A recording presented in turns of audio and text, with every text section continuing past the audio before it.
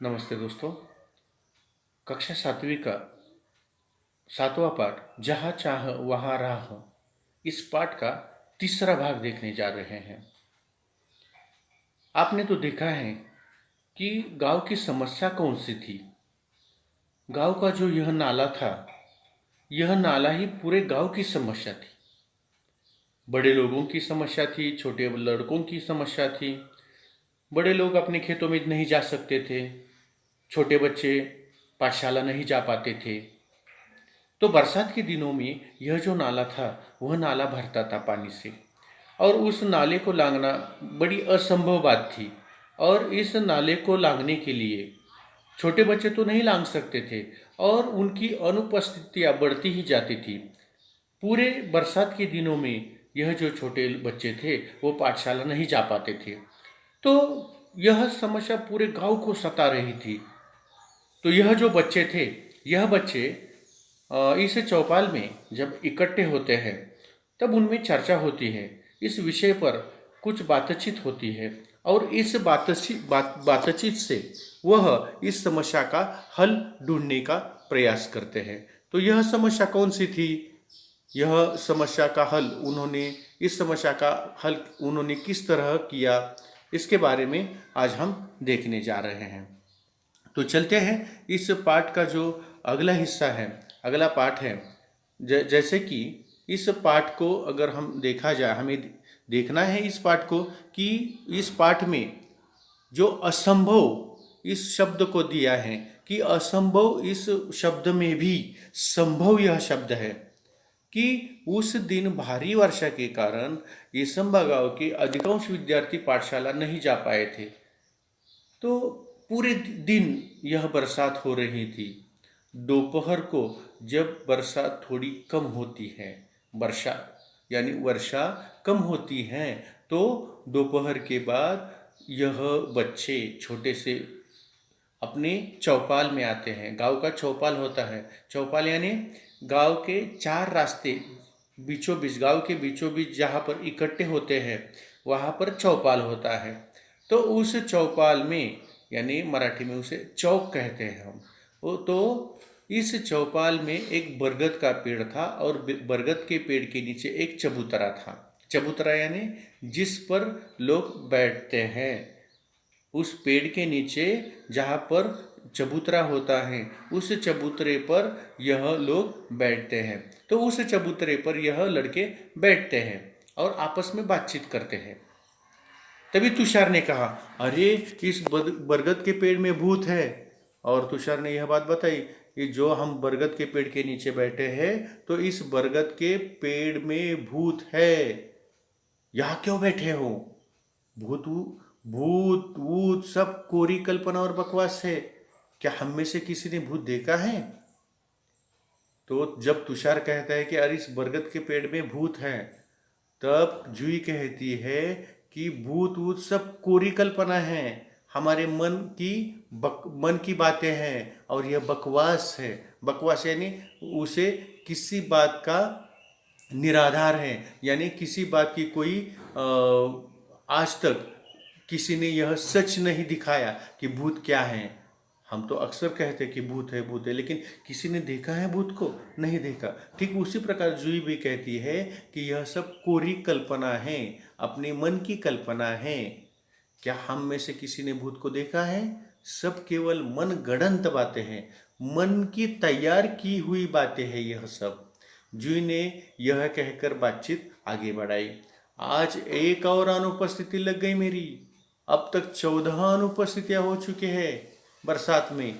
तब उज्ज्वला ने अपनी परेशानी सबको बताई। उज्ज्वला की अब तक कितनी अनुपस्थितियां लग गई हैं?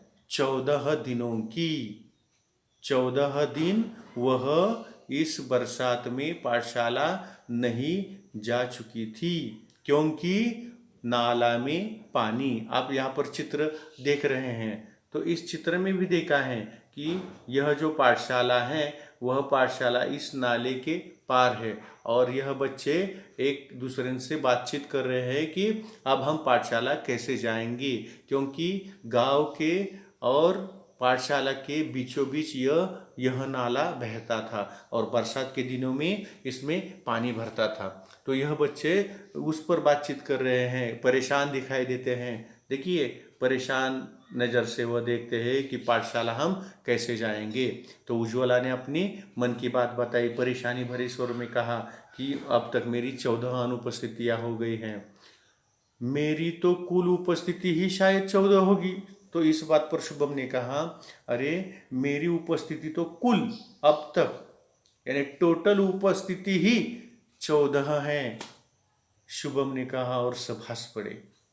सब हंस रहे थे क्योंकि पूरे महीने में शुभम की उपस्थिति कितनी है, तो 14 दिन की उपस्थिति है। लेकिन क्या हम हर बरसात में ऐसे ही चर्चा करते रहेंगे और अपनी पढ़ाई का नुकसान होने देंगे? क्या हम ऐसे ही हाथ पर हाथ धरे बैठे ही रहेंगे? आशीष ने गंभीर स्वर में पूछा। और आशीष ने इन सारे हंसी मजाक में अपने गंभीर स्वर में कहा कि अरे हम बरसात में ऐसे ही हर साल बरसात आता है और हर साल हम ऐसे ही चर्चा करते रहेंगे और अपनी पढ़ाई का नुकसान होने देंगे? क्या हम ऐसे ही हाथ पर हाथ धरे बैठे रहेंगे? हाथ पर हाथ धरे बैठे रहना, कुछ भी न करना। देखिए, यह मुहावरा है, हाथ पर हाथ धरे बैठे रहना। इसका मतलब है कुछ भी न करना। तो क्या हम सालों साल हर साल ऐसे ही चर्चा करते रहेंगे कि बरसात हो गई है, मेरी अनुपस्थिति इतनी हो गई है, मेरी उपस्थिति इतनी है? ऐसे ही चर्चा करते रहेंगे हम? क्या हम इसका कोई उपाय नहीं ढूंढेंगे? आशीष ने बड़े गंभीर स्वर में पूछा। हम कर भी क्या सकते हैं, हम तो बच्चे हैं, तुषार ने कहा। और तुषार ने कहा कि अरे हम क्या कर सकते हैं, हम तो बच्चे हैं। सच कहा तुषार तूने, हम बच्चे कर भी क्या सकते हैं, हम बच्चे कर भी क्या सकते हैं, हम बच्चे कर भी क्या सकते हैं। इस वाक्य को गीत की तरह गाकर एक साथ तालियां बजाकर वहां बैठे बच्चे जोर जोर से हंसने लगे और बाकी सब ने तुषार का मजाक किया, आशीष का मजाक किया। क्योंकि तुषार ने कहा ना कि हम बच्चे हैं, हम क्या कर सकते हैं, और इसलिए आशीष ने जो गंभीर स्वर में यह बात कही थी उसका सबने मजाक उड़ाया। और तुषार ने ही पहले कहा कि हम बच्चे हैं, हम क्या कर सकते, और इस तरह वह गाते हुए इस वाक्य को गीत की तरह गाकर तालियां बजा रहे थे और जोर जोर से हंस रहे थे। देखिए, कोई भी चाह अगर होती है तो कोई सुझाव निकालता है, तो कोई उस पर कुछ हल निकालता है। लेकिन समाज में कुछ ऐसे भी लोग होते हैं जो उसका हल निकालते हैं, कोई सुझाव निकालता है, उस पर वे पहले हंसते हैं, उसका मजाक उड़ाते हैं। हमें भी जीवन में ऐसे कई बार घटना होती है, ऐसे कई बार अनुभव प्रतीत होता है कि किसी उपाय को हम बताते हैं तो लोग उसका हंसी मजाक उड़ाते हैं। लेकिन जब उनके बात में, लोगों के बात में यह समझ में यह बात आती है कि उन्होंने जो कहा है, उसने जो कहा है वह सही है, वह सच है, तब क्या करते हैं, वे उसके स्वीकार करते हैं। तो ठीक तरह जो आशीष ने बात कही कि गंभीर स्वर में कहा कि अरे हम सालों साल हर साल यही चर्चा करते रहेंगे बारिश की, कि हम स्कूल नहीं जा पहुंचते, जा नहीं पा सकते। ठीक उसी तरह गांव के जो लोग हैं वो अपने खेत नहीं जा सकते। क्या इस पर ही हम चर्चा करते रहेंगे? और इस पर क्या होती है, इस बात पर बाकी लड़कों पर क्या असर पड़ता है? तो यह हमें देखना है कि बाकी लड़के जो हैं वह क्या करते हैं, हंसते रहते हैं। और हंसते रहने के बाद वे कहते हैं कि कोई कुछ कर सकता है तो वो हम ही हैं, हंसो मत, हंसो मत, कोई कुछ कर सकता है तो वह हम ही है। और आत्मविश्वास भरा यह स्वर दामिनी का था। दामिनी ने कहा, दामिनी एक लड़की है उनमें से, और उसने कहा, सबको खामोश कर दिया। कि हंसो मत, कोई कुछ कर सकता है तो वह हम ही हैं। और कोई भी बात हो, अगर हम कोई भी बात कर सकते हैं तो हम ही कर सकते हैं। और यह जो आत्मविश्वास भरी बातें दामिनी ने कही, सबके दिमाग में बैठ गई, सबके मन ने इसे स्वीकारा। हर समस्या का निदान संभव है।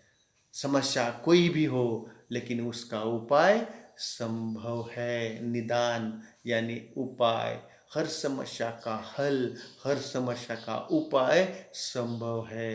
प्रकृति ने विचार करने के लिए हमें बुद्धि दी है। हमें विश्वास है कि हम सब मिलकर विचार करेंगे तो कोई ना कोई रास्ता अवश्य मिलेगा।